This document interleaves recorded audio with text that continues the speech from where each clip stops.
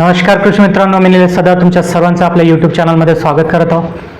बघा, नोटिफिकेशन्समध्ये आपले जे काही 258 ॲग्रिकल्चरच्या जागा होत्या त्या जागाबद्दल आयोगानं नोटिफिकेशन्स टाकलेलं आहे.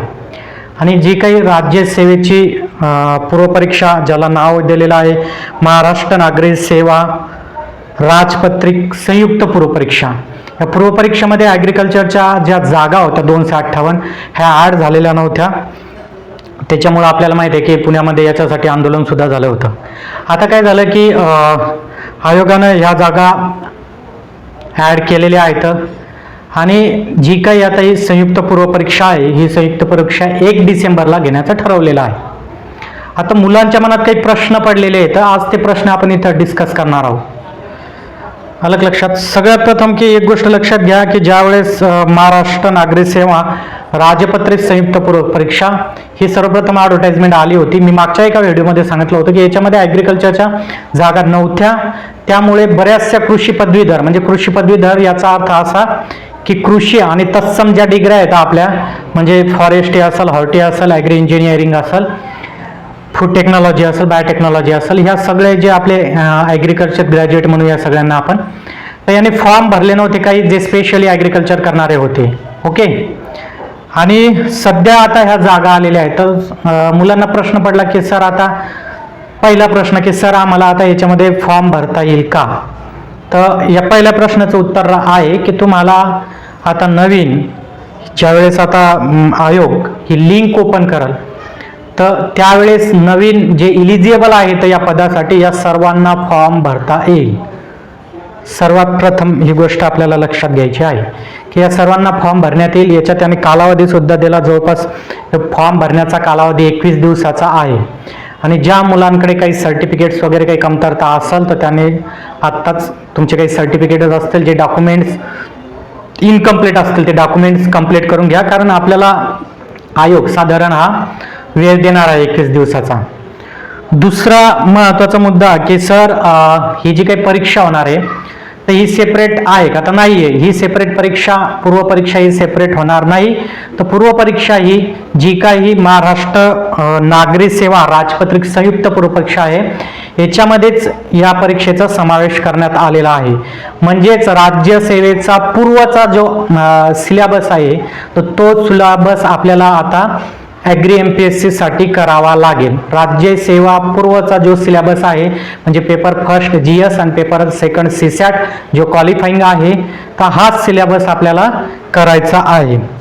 तिसरी गोष्ट म्हणजे तिसरा त्या निवेदनामध्ये मुद्दा देण्यात आलेला होता, तो तुम्ही जर वाचला तर तुमच्या लक्षात येईल की जे काही बऱ्याच जणांनी टाकलं होतं की सर क्वेश्चन्स पेपर आता नवीन येतील का? तर जर आपण तिसरा मुद्दा जर बघितला तर या मुद्द्यामध्ये सांगितलं की बा नवीन अर्ज केलेल्या उमेदवारांची संख्या विचारात घेऊन तेवढ्या प्रश्नपत्रिका आणि उत्तरपत्रिकांची छपाई करण्यात येईल.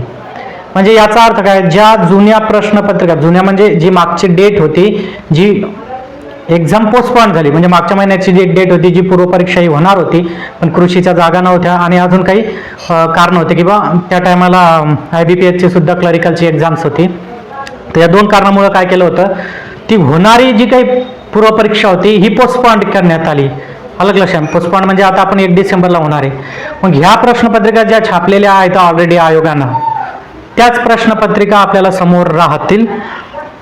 म्हणजे आपल्याला याच्यातून काय एक निष्कर्ष आपल्याला काढता येईल की करंटचा अभ्यास तुम्हाला कुठंपर्यंत करायचा आहे. अलग लक्षात, हा एक निष्कर्ष निघाल. कारण काय होईल आता की ज्या नवीन जे काही फॉर्म येतील म्हणजे जवळपास 21 दिवसात जे काही नवीन फॉर्म आहेत त्या 70-80 हजार आपण फॉर्म पकडू की तेवढे आले तर तेवढ्या प्रश्नपत्रिका यांना छापायच्या आहेत, आयोग छापाल. अलग लक्षात, म्हणजे ज्या ऑलरेडी प्रश्नपत्रिका छापाय त्याच्यात नवीन फॉर्म आल्यानंतर एवढे नाही येणार, कारण की ऑलरेडी राज्यसेवा करणारे आपले काही कृषी बांधव आहेत त्यांनी ऑलरेडी फॉर्म भरलेले आहेत.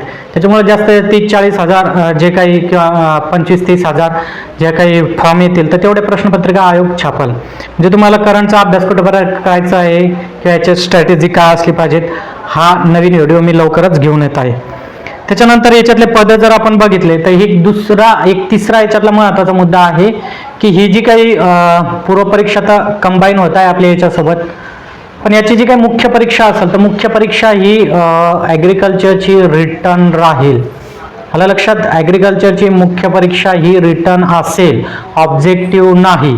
तर 2025 पासून तुम्ही म्हणत असाल सर 2025ला सांगितलं होतं, पण 2025ला ही जी काही आपली राज्यसेवा पूर्व परीक्षामधली जे काही जनरल पदं आहेत तर हे 2025 पासून रिटर्न होईल.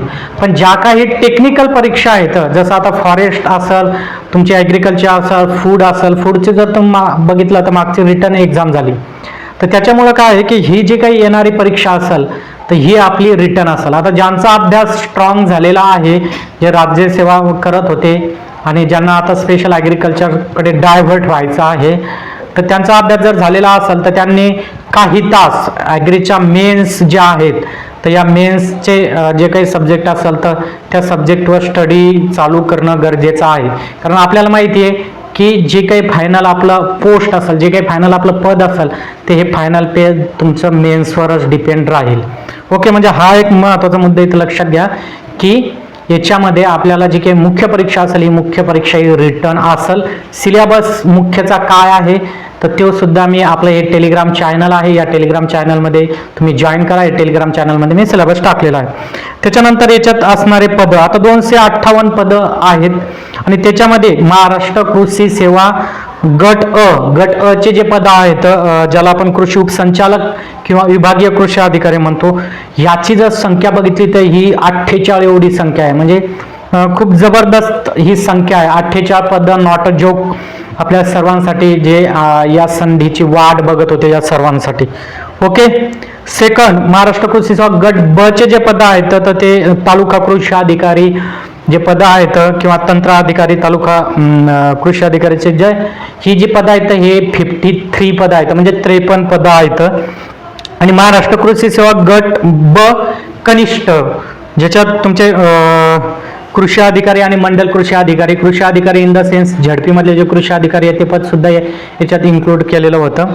आणि मंडल कृषी अधिकारी तर याचे 157 पद आहेत. म्हणजे जवळपास जर आपण बघितले हे म्हणजे गट अ चे जे काही क्लास 1 सुपर क्लास 1 आहे त्याचे 48 पदं, त्याच्यात तालुका कृषी अधिकाऱ्याचे 53 पदं आणि मंडल कृषी अधिकारीचे जे पद आहेत ते आहेत 157 पदं. तर एवढी ही ॲड आहे.